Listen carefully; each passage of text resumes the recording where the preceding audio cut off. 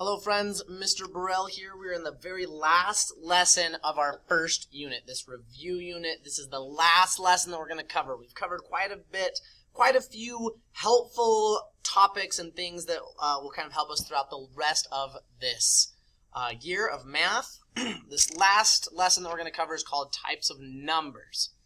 So the thing to end it all off in this unit, we're going to be talking about different types of numbers, kind of how we categorize different types of numbers.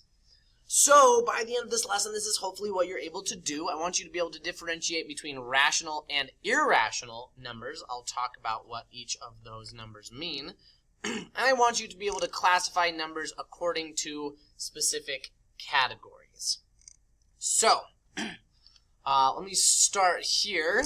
If you were in class, I'd have you do this in partners, but I have this list of a bunch of different numbers. I have like 17, pi, and -9, 0, blah, blah, blah. I have a bunch of different numbers. I want you to pause this video and try to split those numbers into two groups. Right now, these aren't in specific groups. I just have them listed in this column and in this column. I want you to split these numbers into specific groups. Whatever groups you want to. However you want to differentiate between these two groups, you can. So you could split them, I don't know, maybe you want to split them by your favorite numbers and your least favorite numbers, or the biggest numbers and the smallest numbers, or the pretty numbers and the ugly numbers. I don't know. Split these numbers however you want to. So pause this video and take a minute to do that. Now I'm curious how you split these up. In the past I've had people do like whole numbers and fractions or something like that. People did whole numbers and fractions. People did, I've literally had people do their pretty numbers and their ugly numbers, or big and small, however you decide to split those numbers up. There's a bunch of different ways that you could organize or categorize these numbers. What we're going to talk about today is a specific way, mathematically, that we can kind of differentiate between these two different kinds of numbers. Some specific characteristics they have.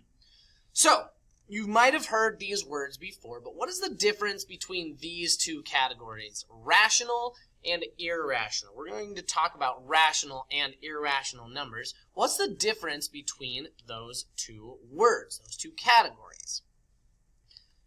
So, the things that you think of probably relate similarly to this. A real number is a number that can be expressed a rational number is a real number that can be expressed as a fraction of two integers. So any number that you could write as a fraction is a rational number. So like 1/2, 3/4, 12 is a rational number because I could write it as the fraction of 12 over 1. -17 over 3 is a fraction. Any real number that you can write as a fraction is a rational number. An irrational number is a real number that cannot be expressed as a fraction of two integers. We'll talk about what integers are in a minute. But numbers like pi, like 3.1415, blah, blah, blah, it goes on forever. I can't write it as a fraction. Numbers like the square root of 2 or the square root of 3, when I type those in my calculator, those numbers cannot be written as fractions. They are decimals that go on forever and do not repeat. Numbers like 1/3, even though it's a decimal that never ends, it can be written as a fraction, so it is a rational number. So those are some characteristics between those two different categories. So, we're going to do an activity real quick. Let me pull this up. I have this little situation. We're going to categorize some different numbers. We have all the numbers that we just looked at. We're going to determine if they are rational or irrational numbers. It's like 0.178973554, blah, blah, blah. If it goes on forever and ever and never repeats, that's going to be an irrational number. Pi is going to be an irrational number. 1/3, I can write that as a fraction, so that's going to be a rational number. You can kind of think 17, -9, 1, 789, 1/2, those are all rational numbers. 0 could be written as a fraction. 0 over anything is 0, so that could be a fraction. The square root of 2, it's going to be an irrational number because, yay, good work.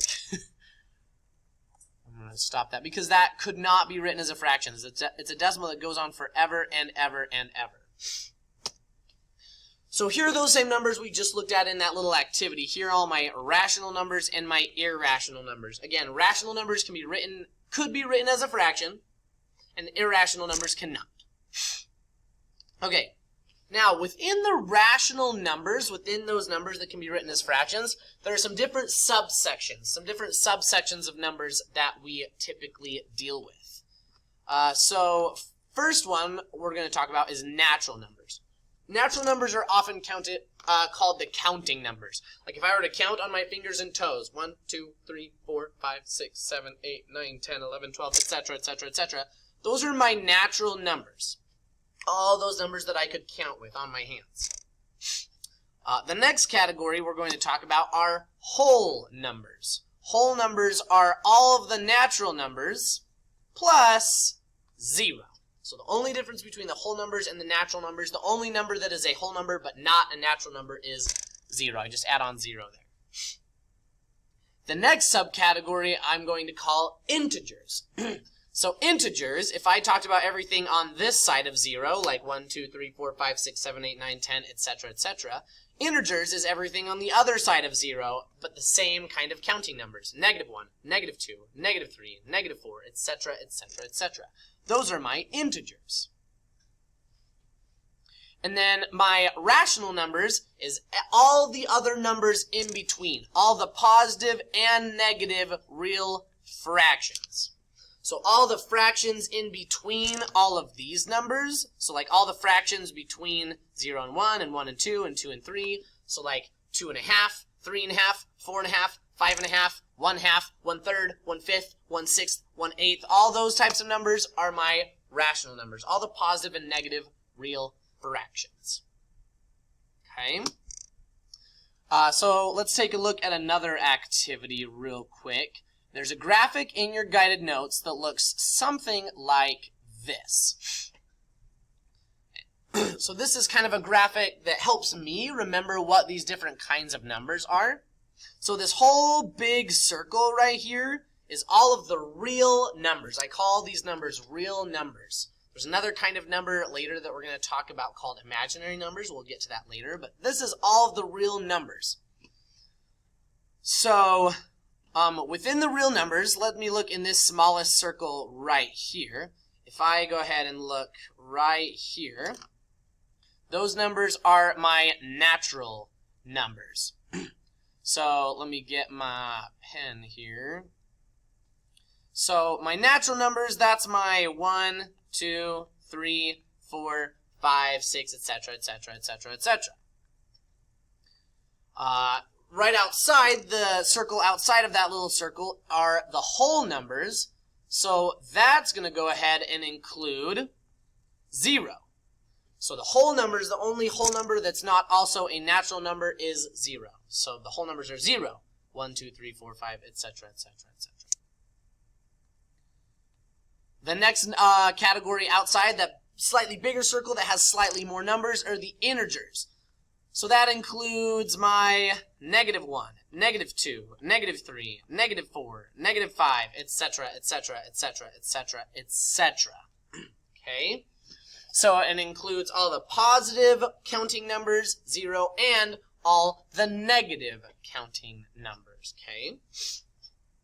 And then my last category right here, just outside that one, is my rational numbers.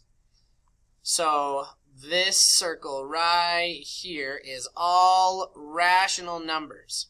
So like 1, 2, 3, 4, 0, -1, 2, 3, 4, those are all rational numbers. And then I also include all my fractions. So like 1/2, 3/2, 1/3, 0.66 repeating could be written as a fraction. 1 2/5, or things like that. Any other fraction or repeating decimal are going to be my rational numbers. Then my last category is my irrational numbers. So separate, here was all my rational numbers, and then over here are my irrational numbers. That's everything else. If I was to fill in all the gaps with everything else, those would be my irrational numbers. So numbers like pi, like the square root of 2, numbers that go on and and never end and don't repeat. Those are going to be my irrational numbers. Okay? So those are the different kinds of numbers. I would make sure and label those in your guided notes. Those can be really handy. So you can pause this video and write those examples up in there. So to continue this, I'm going to talk about one other little section of types of numbers. So I have 4 examples here, and I want us to determine what kind of number I end up with when I do each of these operations. So for example, what type of number is the sum of 1/2 and 9? Well, the sum is when I add 2 numbers together. So if I were to add 9 and 1/2, I get 9.5, or 9.5. What kind of number is 9.5? Well, let me pull this up real quick. Let me start from the very beginning. Is 9.5 a natural number? No, it's not a counting number. It's not a natural number. Let me go out. Is it a whole number? Is it 0? No, it's not. Is it an integer? No, it's not a negative counting number, negative 1, 2, 3, 4, 5, or 6, whatever. Is it a rational number, or could it be written as a fraction or a decimal that stops? Yes, it is. 9.5 is a rational number. So you notice I added 1/2 was a rational number. 9, so this was rational. 9 was a natural number, but when I add them together, I got a rational number. See that? Okay, what type of number is the product of 2 and 4? So a product is when I multiply 2 numbers together. 2 times 4 is 8. Well, let's take a look back at my little map here. What kind of number is 8? Let's start from the middle. Right in here, is 8 a natural number? Yeah, it is. That's a counting number. I can count to it on my fingers. 1, 2, 3, 4, 5, 6, 7, 8. That's a counting number. So 8 is a natural, let me move this out of the way, a natural number. I multiplied one natural number by another natural number, and I got another natural number. Okay, what type of number is the product of the square root of 2 and 7? So this is an irrational number, because it's the square root of 2 is some decimal that never ends. 7 is a natural number. What happens when I multiply those together? I'm going to test that out here.